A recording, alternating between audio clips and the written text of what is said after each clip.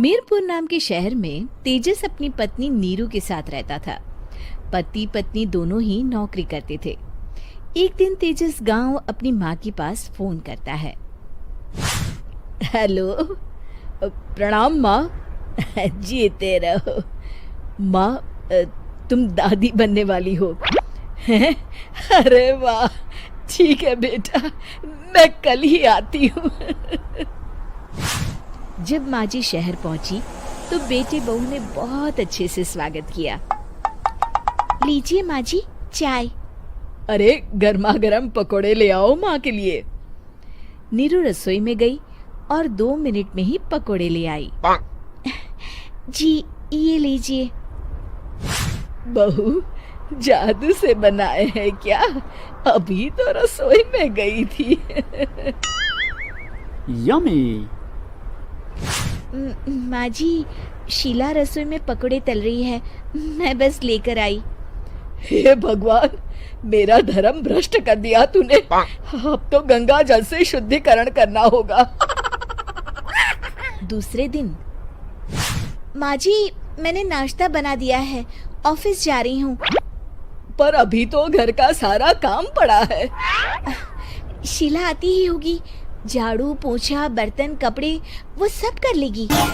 हमारे जमाने में घर का सारा काम हम ही करते थे। जी माँ जी, आप बहुत होशियार हैं, मैं घर ऑफिस दोनों नहीं संभाल पाती। तो जरूरत क्या है घर से बाहर जाकर चाकरी करने की? वैसे भी घर का काम खुद करने से घर में बरकत आती है, समझी? पर माँ जी। पर वर कुछ नहीं, इस महीने की पगार मिले फिर ऑफिस बंद है। हाँ।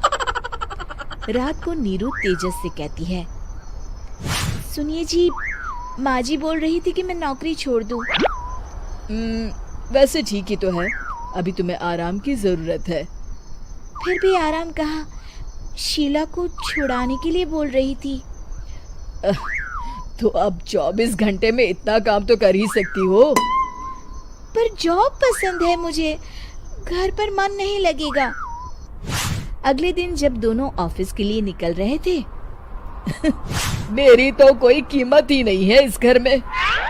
माँ जी, आजकल महंगाई बहुत है, रहन सहन भी बदल गया है, दोनों नौकरी करते हैं तभी ठीक रहता है। अच्छा, तू कहना क्या चाहती है? मेरा बेटा तुझे बिठा के खिला नहीं सकता? तू ही इस घर का खर्च चला रही है, हैं? नहीं माँ जी, मेरा वो मतलब नहीं था। मतलब खूब समझती हूँ, ये बाल धूप में सफेद नहीं किए मैंने। हाँ। अब तो ये रोज का काम हो गया था। तेजस भी रोज की झिकझिक से परेशान हो गया था। एक दिन उसने कहा, नीरू, वैसे भी तुम्हें मैटरनिटी लीव मिलने वाली है, तो अभी से ही छुट्टी ले लो। पर क्या, मेरी सैलरी अच्छी खासी है। आखिर नीरू ने रिजाइन कर दिया। जब बच्चा हुआ तो घर में सब बहुत खुश हुए।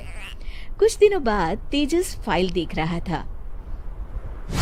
क्या हुआ तेजस, कुछ परेशान लग रहे हो? हाँ, वो हमारी जितनी सेविंग्स थी वो तो हॉस्पिटल में और छठी के फंक्शन में खत्म हो गई है नीरू। और अभी वैसे मंदी चल रही है तो मैं बोल रही थी कल मुन्ना को हेपेटाइटिस का टीका लगवाना है। नीरू, क्या पोस्टपोन नहीं कर सकते? नहीं जी, बिल्कुल नहीं। अब तेजस को समझ में आ रहा था कि उससे गलती हुई है। पैसों की कमी का असर घर के माहौल पर भी पड़ रहा था। अगले दिन, बेटा मेरा चश्मा और ये दवाइयाँ ले आना, पर्चा देते हुए माँ जी ने कहा। जी। तेजस, मुन्ना के लिए दूध का डिब्बा और डायपर भी ले आना, और ये किराने के सामान की लिस्ट है, इसे भी लाना है। तेजस गुस्से में लिस्ट मरोड़कर फेंकता है और चिल्लाता है, पैसे क्या पेड़ पर उगते हैं? ये ले आना, वो ले आना। अरे पर ये जरूरत का सामान ही है। वो गुस्से में बिना कुछ कहे ऑफिस चला गया। अरे लंच तो ले जाइए। नीरू दौड़कर डिब्बा पकड़ाती है। एक दिन खाना खाने के बाद, नीरू, अब तो मुन्ना कुछ बड़ा हो गया, तो अब तुम वापस ज्वाइन कर लो ना जॉब।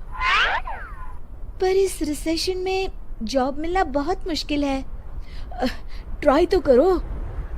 फिर मुन्ना, माँ जी है ना, और एक फुल टाइम मेड भी लगा लेंगे। पर माँ जी, उन्हें तो पसंद नहीं। तभी माँ जी वहाँ आ जाती है और प्यार से नीरू के सर पर हाथ फेरते हुए बोलती है, अब मेरी समझ में आ गया बहू, पहले के और अब के समय में अंतर है। तुम काम शुरू करो, मुन्ना की जिम्मेदारी मेरी। मेरी प्यारी माँ जी, ये कहकर नीरू उनके गले लग गई। शिक्षा, परिवर्तन संसार का नियम है, हमें भी समय के साथ चलना चाहिए। उम्मीद है कि आपको हमारी ये कहानी पसंद आई होगी। कृपया हमारे चैनल को सब्सक्राइब करें और सभी अपडेट्स के लिए बेल आइकन जरूर क्लिक करें। और हाँ, वीडियो लाइक और शेयर करना मत भूलिएगा। Bye bye.